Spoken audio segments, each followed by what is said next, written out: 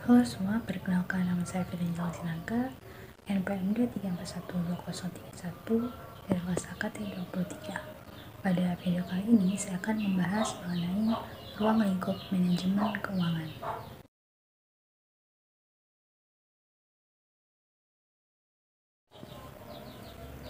Manajemen keuangan merupakan salah satu aspek penting dalam pengelolaan organisasi, baik itu perusahaan, lembaga pemerintah, maupun organisasi nirlaba. Ruang lingkup manajemen keuangan mencakup berbagai kegiatan yang bertujuan untuk mengoptimalkan penggunaan sumber daya keuangan. Dalam konteks ini, terdapat beberapa elemen kunci yang perlu dipahami secara mendalam.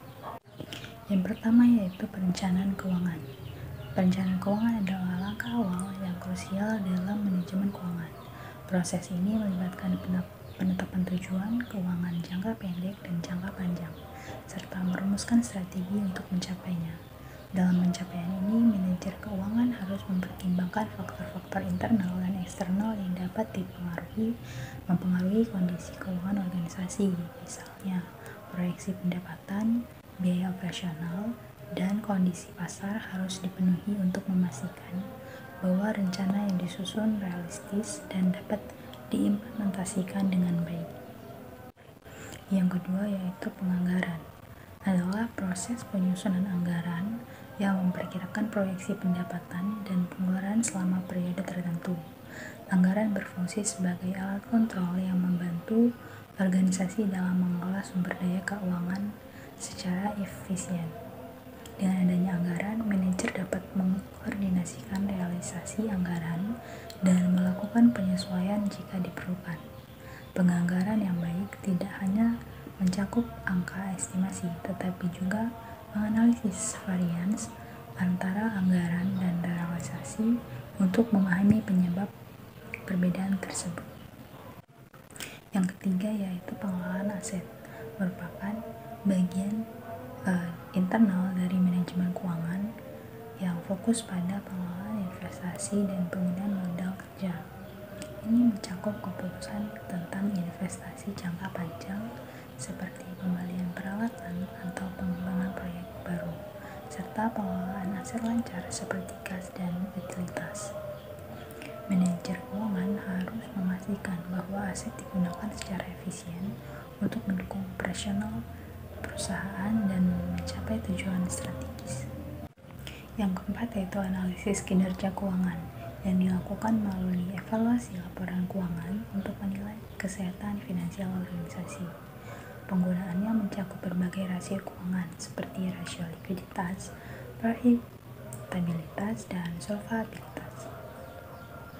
Dengan menganalisis laporan laba rugi, neraca, dan laporan arus kas, manajer dapat mengidentifikasi tren kinerja serta area yang memerlukan perbaikan.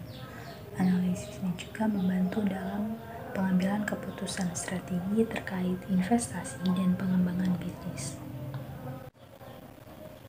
Selanjutnya pengendalian keuangan, yaitu proses pengawasan terhadap semua transaksi keuangan untuk memastikan kepatuhan terhadap anggaran yang telah ditetapkan.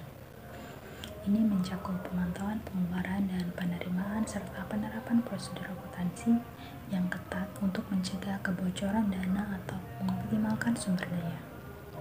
Dengan sistem pengendalian yang baik, organisasi dapat meningkatkan transparansi dan akuntabilitas dalam pengelolaan keuangannya.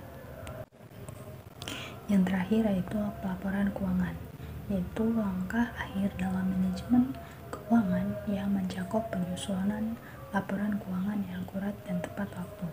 Laporan ini penting bagi pemangku kepentingan seperti investor, kreditor, dan manajemen untuk mengambil keputusan strategis. Laporan harus memenuhi standar akuntansi yang berlaku agar dapat dipercaya dan memberikan gambaran yang jelas tentang posisi keuangan organisasi. Komunikasi yang efektif melalui pelaporan juga membantu membangun hubungan baik dengan pemangku kepentingan. Dengan memahami ruang lingkup manajemen keuangan secara menyeluruh, organisasi dapat mengelola sumber daya finansialnya dengan lebih efektif dan efisien, serta meningkatkan peluang keberhasilan dalam pencapaian tujuan jangka panjang.